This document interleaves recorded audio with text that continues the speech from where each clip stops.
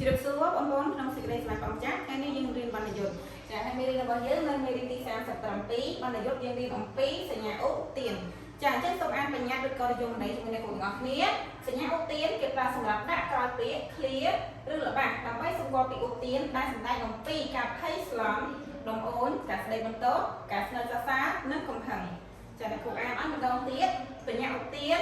គេប្រើសម្រាប់ដាក់ក្រោយ clear ឬល្បះដើម្បីសម្គាល់ពីឧទានដែលសម្ដែងអំពីការភ័យស្លន់លំអូនការស្ដីបន្ទោសការស្នើសរសើរនិងកំហឹងហើយអ្នកគ្រូលើក3ឧទាហរណ៍ដើម្បីលើកមកបញ្យល់បងប្អូនទាំងអស់គ្នា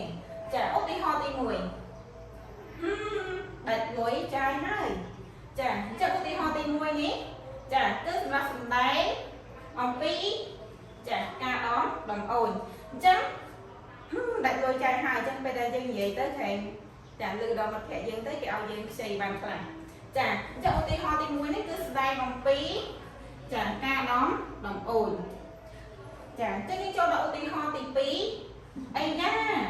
នារីនេះស្អាតណាស់អញ្ចឹងនៅពេលដែលយើងអង្គុយសុកទៅមាននារីដើរកាត់មុខយើងចាយើងក៏លាត់ឧទានចេញឡើងចាចេញមកថាអីយ៉ានារីនេះស្អាតណាស់អញ្ចឹងកន្លែងអីយ៉ានារីស្អាតណាស់ហ្នឹងគឺសម្រាប់សម្ដែងអំពីការសរសើរចាអញ្ចឹងយើងចូលមកដល់ឧទាហរណ៍ទី3យីមិនចេះរៀបចំសក់ចាកន្លែងប្រយោគយីមិនចេះរៀបសក់មិនចេះ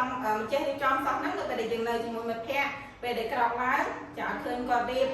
ហួយខ្នើយចឹងពេលដែលយើងចូលមកដល់ឃើញយើងក៏ចាំមានអារម្មណ៍សំដែងអារម្មណ៍មិនពេញចិត្តក៏ចាចេញជាឧទាន